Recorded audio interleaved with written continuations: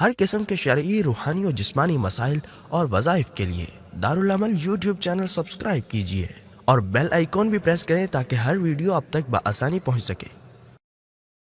لیکن جہاں ہمارے ہاں نیکیوں کی برسات ہوتی ہے، نیک اعمال بہت کیے جاتے ہیں، وہاں کچھ خرافات بھی ہوتے ہیں، چاہے وہ شب برات ہو، چاہے عیدین ہو، چاہے شادی بیاہ ہو، چاہے جمعۃ الوداع ہو، جہاں پہ اسلام نے ہمیں دی ہوئی تعلیمات پر عمل کیا جاتا ہے وہیں پہ ان دنوں میں خرافات بھی ہوتی ہیں، کچھ بدعات بھی چلتی ہیں۔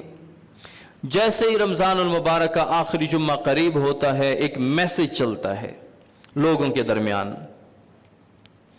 اور میسج کیا ہوتا ہے کہ جس شخص نے رمضان المبارک کے آخری جمعہ میں 4 رکعت نماز پڑھی اور اس میں یہ صورتیں پڑھی تو اس کی پچھلی ساری نمازیں قضا ہو جائیں گی، ساری نمازیں لوٹ آئیں گی۔ تو اس کی جو بھی نمازیں قضا ہوئی ہیں وہ اللہ تعالیٰ معاف فرما دیں گے، یعنی 4 رکعت نماز سے پچھلی ساری نمازیں معاف ہو جائیں گی۔ ایسا اسلام میں، شریعت میں کوئی نماز نہیں ہے، شریعت میں ایسی کوئی نماز نہیں ہے کہ ایک نماز پڑھنے سے پچھلی ساری نمازیں معاف ہو جائیں۔ یہ جس طرح یہود و نصارہ اپنے لیے آسانی پیدا کرنے کے لیے تورات اور انجیل میں تحریف کیا کرتے تھے، یہ حکم مشکل ہے، اس کو نکال دو، یہ ہمارے لیے سہولت ہے، اس کو تورات اور انجیل میں رکھ دو۔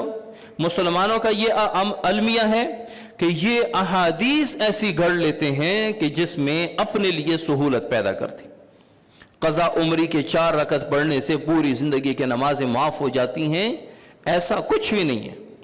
حضرت انس رضی اللہ تعالیٰ عنہ فرماتے ہیں کہ رسول اللہ صلی اللہ علیہ وسلم نے فرمایا کہ جس شخص کی نماز قضا ہو گئی، نماز بھول گیا، وہ 1 ہیں، 2 ہیں، 5 ہیں، 10 ہیں، 50 ہیں، 500 ہیں، جتنی بھی نمازیں قضا ہوئی ہیں فَلْيُصَلِّ إِذَا ذَكَرَهَا، تو جب بھی اسے یاد آئے ہر نماز علیحدہ علیحدہ اس نے پڑھنی ہے، ہر نماز علیحدہ علیحدہ پڑھنی ہے۔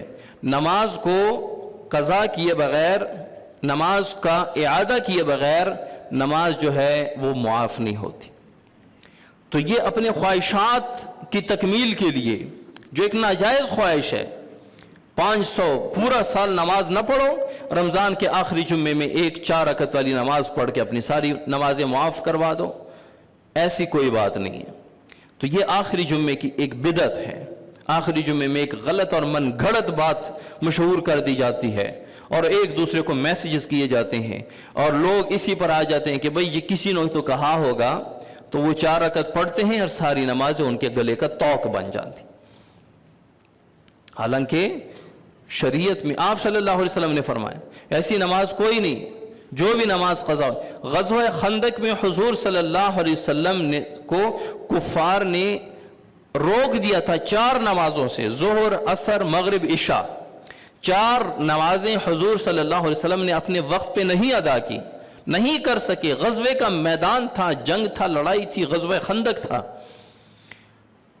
جب آدھی رات کا وقت ہوا تو آپ صلی اللہ علیہ وسلم نے حضرت بلال رضی اللہ تعالیٰ عنہ کو حکم فرمایا کہ بلال جاؤ اذان دو۔ حضرت بلال رضی اللہ تعالیٰ عنہ نے اذان دی، اس کے بعد اقامت فرمائی اور ظہر کی نماز پڑھی، پھر اقامت فرمائی، عصر کی نماز پڑھی، اقامت فرمائی، مغرب کی نماز پڑھی، اقامت فرمائی، عشاء کی نماز پڑھی۔ ہر نماز رسول اللہ صلی اللہ علیہ وسلم نے لوٹائی اپنی ترتیب سے۔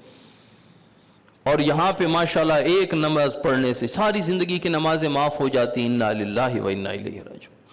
یعنی اپنے لیے آسانیاں پیدا کرنے کے لیے من گھڑت باتیں، من گھڑت احادیث، موضوع احادیث ہم بنانے سے دریغ نہیں کرتے۔ یہود و نصارہ اپنی آسمانی کتاب میں تحریف کرتے تھے، مسلمان جو ہے وہ احادیث میں تحریف کرتے ہیں اور من گھڑت احادیث بناتے۔ تو ایسی کوئی نماز نہیں ہے، جو نماز قضا ہوئی ہے لا کفارۃ لہا الا ذالک، آپ صلی اللہ علیہ وسلم نے اس حدیث میں فرمایا کہ جس کی من نسی صلاۃ فلیصلی اذا ذکرہا، جس سے بھی نماز قضا ہو جائے، نماز رہ جائے، نماز بھول جائے، فلیصلی اذا ذکرہا، جب بھی یاد آئے تو وہ نماز کو لوٹائے۔ لا کفارۃ لہا الا ذالک، نماز کا کوئی کفارہ نہیں ہے سوائے اس کے کہ اس کو لوٹائی جائے، لوٹانے کے علاوہ کوئی چارہ نہیں ہے۔